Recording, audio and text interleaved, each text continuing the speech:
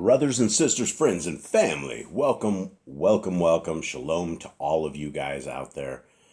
Huge hugs, much love, and thank you very much for spending your very precious time that could be spent a tremendous amount of other places, but at least give this a few seconds and let's see if there's anything that can make a resounding clang in our understanding as we read through the scriptures of our Creator.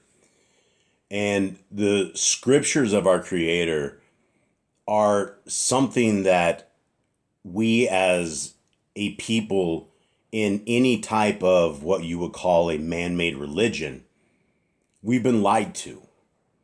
And the entire religious system has lied to all of us.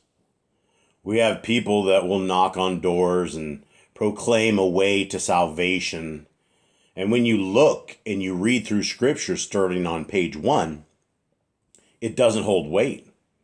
There's a lot of this grace doctrine and a forgiveness doctrine and a love doctrine. And it's all about simple acceptance of a man named Jesus, and you're secured salvation and you're secured a place in the kingdom. You await a bus ride on this magical rapture that will take us all out of tribulation and take us out of trials. But when we read through the greatest things that have ever been preserved for mankind through this time, which is the word of our Creator, everything that we have learned is opposite of what is in scriptures. We have learned in religion that all these laws of our Creator have been nailed to a tree. They've been abolished because the doctrine is that the Son of the Most High, who they call Jesus, came and abolished all these laws and made foods that make humans sick they're eatable, right? That's what religion has told us. But what if I was to tell you that when you read scriptures, there's never been a fulfillment of the law that says the law is gone, that it's an abolished state? When our Messiah said that it is finished, he's absolutely, without a shadow of a doubt, not talking about the laws of our Creator. What he's talking about is he's talking about the curses of the Torah. When we break the Torah, when any one of us put our hand in the cookie jar when we're 3 years old, we have fallen under the curses of the Torah, which is spiritual death. And so this world, we have physical death, which most of us will probably all encounter, and we don't know when our last breath will be. But we have been given a chance. We've been given 120 years to figure out a path forward. And the irony of when people say the law, that it's not actually called the law. That was the translators that just decided to call something the law. But the first 5 books of scriptures, Genesis, Exodus, Leviticus, Numbers, and Deuteronomy, is called the way forward. It's called the Torah. And inside of these books, we learn that there is a covenant path for a people who could become the children of the Most High. But the children of the Most High aren't the people that only have 3/4 of the book, and it's not the people that have only 1/4 of the book. You see, the entire book tells us the process that our Creator has gone through to first and foremost walk with us in a physical form when he came down and he gave Moses, the ways forward. When he wrote down about 150, 160 different laws that we as Yah's people can definitely keep today. And yes, there were a tremendous amount back in the days of sacrifice, back in the days of Levites. But we have our master Levite in front of us. We have Messiah Yahushua. We have the King of all. We have salvation. We have the word of our Creator that has been made flesh, that is our leader going into the next world. If you want to find the path to the next world, the scriptures are very clear that it is those of us who observe, who love, who write the laws, statutes, and commandments onto our hearts, onto our minds, onto our souls. We talk about it when we get up. We talk about it when we go to bed. It becomes as frontlets between our eyes.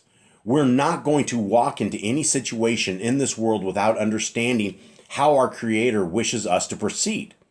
When you have the best guidelines for life, and guys, the farthest thing that the Torah is a set of bondage. It is an absolute set of freedom that when you are under the Torah, when you are in covenant with our Creator, your life is a lot different.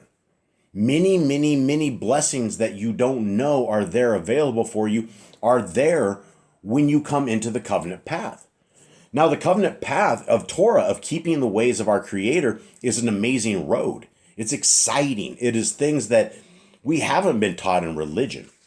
We just thought we could raise our hand at 8 years old, say a prayer, everybody's saved. There's no way that salvation can ever be snatched out of our hands. When Messiah very clearly says in Matthew 7, and well as in the book of the Nazarene, that don't count on him to advocate for your survival if you aren't doing the laws of his Father. This is a two-way road. This is why the people of our Creator look different. It's why we take to completely have different looks. Everything about us, right? We don't celebrate the Gentile holidays. We're not there celebrating things like Thanksgiving and Easter and Christmas, and we're not doing what the Gentiles do because we don't want to be a Gentile. Now, that might surprise a lot of people that I just said that, because in man-made religion, we've been programmed to think that being a Gentile is a good thing. But guys, Hebrews 8 talks about a covenant. It's a covenanted people. It's about the end times. And the Christians know part of this chapter, but the entire chapter, it starts off and it talks about two different sets of people that this covenant applies to. First of all, it says the house of Yehuda, the house of Judah, and the house of Yisrael, the house of Israel. There's no house of Gentile, right? And so if you think that Hebrews 8 has anything to do with you, you are not in either of those houses unless you are an obedient child of the Most High. How do we become an obedient child of the Most High? Well, we learn the ways of our Creator. We read the Scriptures. We do what Scriptures tells us to do, which is to read it, to understand it, to love it, absorb it, and bring it into our entire existence. And so this takes us into our amazing reading that we are reading from the last book of Yah Scriptures right here. Guys, this is a 3,153 page book of truth. 3 magnificent bookmarks. And here is something amazing, guys. This is a study scriptures. The fonts are large size. I did this for the vision impaired people so that we would always be able to see things, even with under the guise of a magnifying glass if we haven't gone too far, right? This is big print. So this is a book that weighs a little over 6 pounds. And this is a study guide. This is something that is meant for hours and hours and days of reading, and something that will bring life into your lives. It's 103 books. It's the entire Apocrypha, as well as the 66 original books. So the big thing is that the name of our Creator, who is not God, God is a surtitle. There's many lowercase g gods. There's all these ones that people worship, and they love them all. But this is our Elohim. This is our God, uppercase G, and his name is Yahuwah. Yod-Hed, Wav-Hed, and I've heard it with the V sound, Yod-Hed, Wav-Hed, where people get Yehovah. Guys, it's a lot closer than them completely taking the name of our Creator out and just putting in God. So this scripture has that all restored, as well as the name of Yahushua. Guys, there were no J's in Hebrew. The name Jesus, they've tricked us all into this, and it's the son of Zeus, right? Our Messiah is not the son of Zeus. Our Messiah's name is Yahushua. There were no J's in Hebrew. There's no sound J in Hebrew. The letter J was not even invented until the 1500s. And so right here, this is what you get in Yah Scriptures. You get all of the proper translations, all of this out there. And this is why we call it the greatest English translation that has ever been out there. And it's free. It's completely free of charge. You can simply go to yahscriptures.com, and all of these versions are absolutely free of charge. You don't have to get the book. If you get the book, by you getting the book, we're able to ship a full scriptures into our brothers and sisters in chains. That's how we work. We are a prison ministry. We love our brothers and sisters in chains. The U.S. prison population needs a tremendous amount of love. And this is how everybody has some value and everybody can help out with this entire project. So thank you, everybody, who has gotten these scriptures, everybody who has supported Yah Scriptures and supported us, Boss Clan, in doing this. Now, this is the book of Khalidi. It's the very last book in this. And what you're looking at through this is you're looking at the Google app. This is the Google app of Yah Scriptures. It has all 103 books in there. You can copy, paste. It doesn't take any kind of internet connection. Any Google tablet, phone, TV, whatever it is, you can download this APK. It's also at yahscriptures.com, completely free of charge. Everything is completely free of charge because the word should be heard. It should not be sold. And so we have given out tens of thousands of Yah Scriptures of people out there who are reading them. And the PDFs are available as well, completely free of charge, guys. So you guys can read all through this. You guys can read on your own. It's just an amazing the way that our Creator has allowed this to happen. Now, guys, this is the book that is just so full of meat and potatoes, and it is something that is the words of the Torah, the way of our Creator. And to start off this, before creation, before the sun ever existed, before night and day ever existed as we know it, in another realm, there is the Father, Yahuwah, and he went through a cycle of life with his son. We don't know how he was birthed up in the realms. We don't know where he came into existence. But what we do know is that before we were ever created, his son was created and had a world up there, and he understood, and he's lived with his dad. He understands his dad's ways, his dad's thinking. And so by us being allowed the Son of the Most High, who literally got to walk and talk and be with his dad, we have the most beautiful, the leader, a qualified leader that we could ever possibly have is in our Messiah. And when we have a religion that's supposed to be followers of Christ, but yet when our Messiah tells us he keeps the law, he kept all the appointed times, he says we should do, he says his brothers and his sisters and his family and his mothers are those who keep the laws of his dad. That's the qualifications. If you want to be a follower of the Most High's Son, Yahushua, we need to be followers in our deeds. That's why the first 5 books of scriptures are gold. They are silver. They are lights to our life, lights to our soul and the way forward. And when we get in covenant and we read the first 5 books for the first time, and then we start again and we read again and we go through it until we understand all of this and why that our Creator wants us to do certain things. And it just takes some reading, right? That's all it is. But this is the words of our Creator made flesh. And I wanted to take us back because for those who are reading with us on this little journey, I ended last time on verse 59 of chapter 9. And I want to go over this again. And I want to talk about it, but I'm not going to sit as long as we did the first time. This is what our Messiah says. And he's talking to all of the people and he's talking to all of us. And he goes, some hail me as their leader, thinking this will help them in the life to come. But it will not. Only those who wholeheartedly serve the cause and purpose of Yahuwah will enjoy this in full glory. Many who do things in my name will expect me to intercede for them. But to these I will say, I did not know you or authorize the statements you made. By your deeds shall you be judged. And last week we went to Matthew 7, and Matthew 7 says the same thing. Depart from me, ye who are lawless, you who are Torah-less. Words directly from our Messiah that we somehow in religion skim over, and it doesn't make any sense because we somehow have come to the understanding that these laws are gone. But Messiah very clearly says, you're not going to have him come in as an attorney. You're not going to hear an objection when judgment is being handed down and you're begging a man named Jesus to save you, he's going to say, I didn't know you. Who are you? You said things and you used my name, but I didn't authorize any of this. He goes on and he says, this does not apply to those who, hearing my words, put them into practice. For they are like the sensible man who built his house on a foundation of rock. The rain poured down and the floods rose. The wind howled above and beat the house, but it did not collapse because it was firmly set. This is the amazing stuff about this book, is that we hear almost the same stuff that we hear in the Besorah, in Matthew, Mark, Luke, and John. We hear a tremendous amount. We know about the house on the sand and the house on the rock. We know that we need to build our house on that.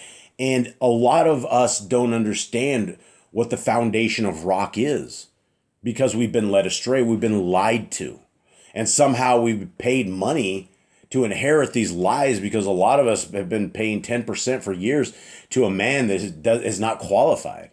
A man that is teaching on a Sunday is not qualified to ever be leading any kind of congregation at all. He's a heretic. He's a lawbreaker. He's not doing the will of our Creator. And so they're not to be trusted. Now, what is the foundation of rock?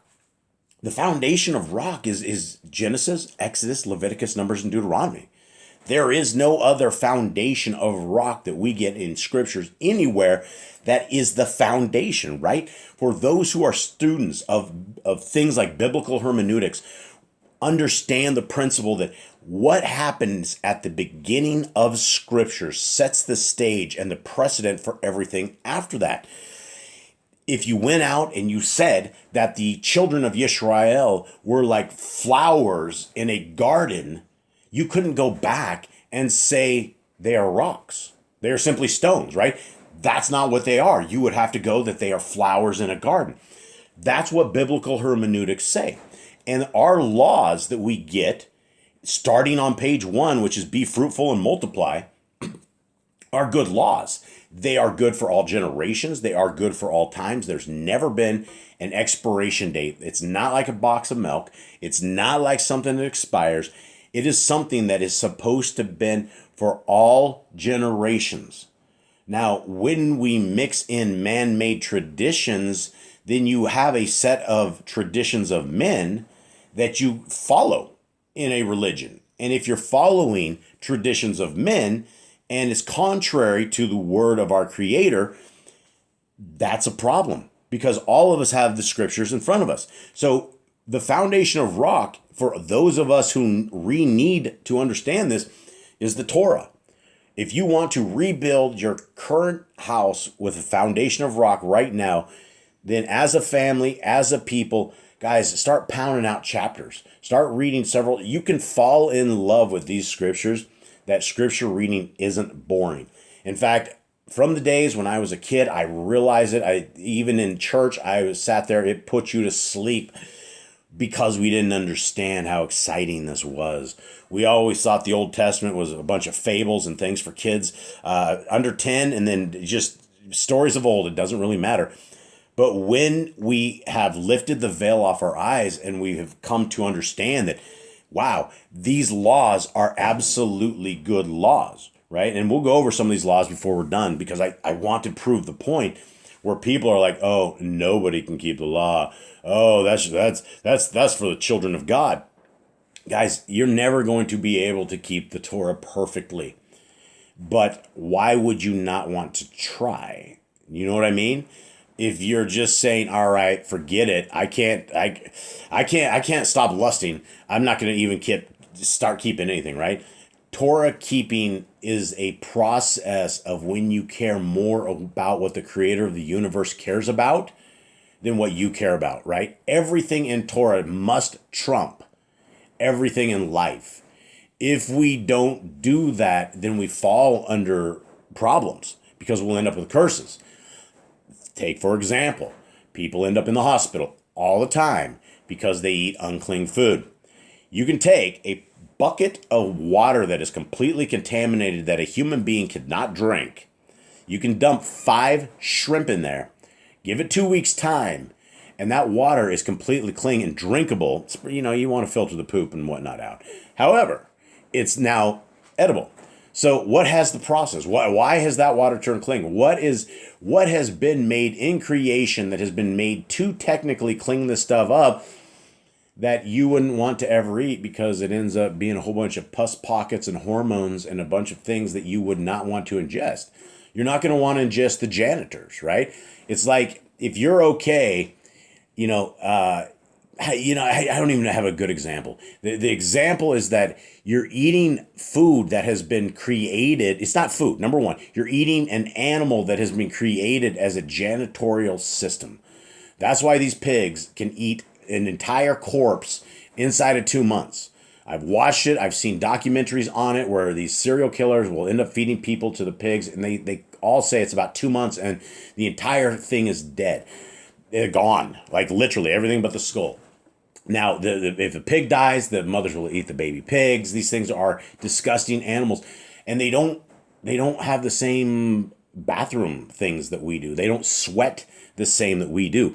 They're okay being a host to a tremendous amount of parasites that consider them a home, and the pig doesn't care. It doesn't hurt them at all. But then you chop them up and you don't fry that right, and you have these bacteria and things that humans should never ever ingest. That's why it's unclean food. You wouldn't want to put pig across the tongue. You're going to get sick. But everybody's like, oh no, I love my pork rinds. I love everything about pig. Foundation of rock, folks, is what we need to have. Okay, to 61. Messiah continues on and says, but there will be many who, hearing these words of mine, will ignore them, and will be likened, and these may be likened to a foolish man who built his house on sand. The rain poured down, the floods rose, the wind howled and beat against the walls, and the whole house collapsed. Right? We've heard this before. And the Messiah starts on this, but there's going to be many who, hearing these words of mine. Now, what words are we talking about? Well, it is very clear in the book of John and 1 John that the only words that Messiah had were his dad's. He was doing the will of his Father. Messiah did not come to give us anything new. He came to set an understanding of expand upon things that we understood, right? He expanded on marriage. He talks a little bit about it, that when we're sitting here as men lusting after a naked woman, that we are becoming adulterers, right? That's the understanding and the expansion that Messiah told us. We didn't know that before. We didn't understand these things, the same things, right? Messiah says, keep the Torah. If you want to be his brother, if you want to be a sister, if you want to be family, kin, right? If you want to be kins with Messiah, it's a one big happy Torah-based family. Messiah is not going to be leading a bunch of rebels. The first time he came with love, he came with grace, he came with everything we needed and lived a very hard life, a very persecuted life, all the way to the very end, which was a very, very horrible, horrible ending. But he is very much qualified to give us the understanding. And if he says we should be his family based upon keeping Torah, I'm not going to argue any of that. 62. Messiah continues on and he says, I herald the coming of the rule of Elohim and a reborn world. Wait a sec. What are we talking about? Where's the rapture, right? Where's this man-made injected rapture where there's a 7-year tribulation? Guys, all of these Christian prophecies and things like this, it's hard. Most of it's already come to pass, right? Stuff in Matthew that people think are that the 7-year tribulation is come and gone. People are always talking about Daniel 70 days stuff. It's come and gone, guys. The future is a world here in this world. What Scripture says that the end of time looks like is that Mount Zion will be supernaturally a kingdom, a city, a ginormous thing is going to drop out of the sky. That's what it says. And that's the new Jerusalem, right? That's a city of Elohim. And Messiah is going to rule from there. He has a 1,000-year reign where the rest of the world, for even 1,000 years, as bad as it is now, they're just going to get even worse and worse and worse till everybody's trying to kill him. Everybody's going to try to kill this. Messiah's going to come and slice him up. We're We're dealing with extreme power and an extreme way. And this is all going to play out. It's playing out right now. You can see the world where it's going. You can see Scriptures has never failed us. There's never been these things in Scriptures that are disproven. That it's just, it is what it is. So the coming of the rule of Elohim in a reborn world is a reborn world where he's leading it. He is our leader. He is our Messiah, our salvation. He's the guy that's going to get us all on the right schedule, right? Everybody who has all these different Torah calendars, he's going to group us all together, and he's going to say, all right, good job, guys. This is where we missed it. This is where you missed it. This is where we missed it. And a lot of us may just have a ton of holes in our game, right? That's where we need a Messiah. We're trying, and that's the point. So he continues on, I accept those who follow my way, and I will lead them into their reign. I reject all those who are against my way. And again, we have my way. His way is his Father's way. It's nothing new. It's the exact same thing. Now, I'm always getting too long-winded. Let's continue on. I call upon men of good will to follow us, men who wholeheartedly desire the light and oppose the way of darkness. Okay, again, it's qualifying those who are kingdom-bound people, right?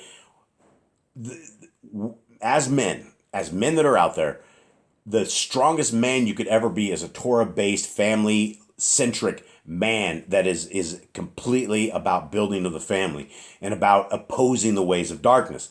The ways of darkness are all around us, right? It's the constant nudity. It's a constant lust. It's the depravity of society that is sunken deep all around us. It's the darkness, right? The light is the first 5 books of Scriptures. There's no other foundational light point anywhere that we can ever have in Scriptures except Genesis, Exodus, Leviticus, Numbers, and Deuteronomy. When we have this and embrace this, then that's how we oppose the way of darkness. We can't oppose the way of darkness unless you know the Torah. You don't know what to oppose, right? The Torah says don't drink blood. You wouldn't know, other than it's kind of creepy, right, out of the gate, but you wouldn't know that life is in the blood and that when we drink the blood, it's a huge, big deal. It is not a good thing. Continuing on. But the road may be long and be set by many foes. So Messiah never says, it's going to be easy. Ever. Never, never, never, never. He always says it's going to hurt. It's going to be probably have to be dealt with our life at some point. You just never know. But the road, actually, let's continue on. Yet have no fear of those who come with swords and fiery words. Their danger is apparent. Those who will be our undoing are the hypocrites and self-deceivers who pay lip service and manipulate the words of the Torah to accord with their convenience. I tell you this. Many will come, but few will be selected. Wow, guys, I'm not going to get too much beyond that one because this is the same stuff we hear in all of this. We've heard many are chosen, few are selected. This is these are words, right? These are solid words in stone that if we adhere to, then by their own words, we understand that we need the Torah. We need the Torah more than life itself. A life without the Torah is not meant to be lived. It's a life to darkness. It's a tunnel to darkness. It's a no way out. The words of the Torah to accord to their convenience, manipulating the words of the Torah to accord with their convenience. Guys, 41,000 different Christian religions will tell you that the Torah is dead, right? The words of deceivers and liars and people that are getting paid to lie to you will tell you that the Torah is dead. We have a new way forward. They will have potlucks with pork in them. They will have all these unclean foods. They completely worship on a day that is contrary to what our Creator wants us to worship, right? Every single religion is manipulating the words of the Torah because they make money off of it. Because this is their way forward. Guys, the Torah has never died. It will never die. It will be something that will live and breathe long after we are gone. These are the words of the Torah. These are the things that we have rejected as people, right? Men and women should build their own families. We know that's probably a good thing, but did we know it was sent down from the words of our Creator? Did we know that we should do things like master sin? We need to end the horrible, horrible adulterer making pornography sins that are in our lives. We need to turn off these computers. We need to get rid of whatever it is that is causing our souls to be offended. Once we look at this, there's no way we can ever unlook at this. There's no way once you do this deed of pornography that you are not an adulterer. You have made the person in these videos or pictures or whatever it is you're in your mind, you have made them an adulterer again, and everybody's going to have to account for this on Judgment Day. Every clean, moving thing that lives shall be food for you. Amazing things. Do not eat the blood. These are the laws we've rejected. Look how many times this particular law is reiterated in our Torah. And again, guys, this is the Google app. You can get this, install the APK, and you can have all these. You can have the listed laws of our Creator right here. Walk before me and be perfect. Guys, does this sound like the Christian religion that you can live in sin and you can do what you want and you just need to ask Jesus to be saved, to be your sins forgiven? Look at this one. Guard Yahuwah's covenant, laws, statutes, and commandments. Guys, we're talking Genesis, Exodus, Leviticus, Numbers, and Deuteronomy is what this is talking about. Never once in scriptures does it ever say these blessed, amazing, superb things of our lives are ever gone. In fact, our Creator loves them so much that not only do we have this set, look at this page go on, my friend. Over 53 times in scriptures, we are told to observe them, love them, nurture them, bring them to the way of our Creator. Bring your family to the way of our Creator. Teach others, right? This is what the kingdom is about. It's about us out there producing fruit. Those who are coming into Torah, guys, there's always people coming into Torah all the time. There's always people out there. The hand of our Creator is working right now, heavily. People from all over just jump onto these things and they start binge watching this stuff, and all of a sudden people really, really want to talk about the law, statutes, and commandments. Guys, that's what we're talking about in the new covenant. Hebrews 8 talks about a time in this world where everybody knows the Torah. Everybody. It doesn't matter who they are. You're going to just strike up a conversation with Jim Bob down the road, and Jim Bob's going to be sitting there telling you, you know what? I really like that commandment about drinking blood. You know, I had them steaks like super, super rare. Prior to that, I didn't know that. And, you know, I wasn't feeling good. Same thing, right? People learn, people get with this.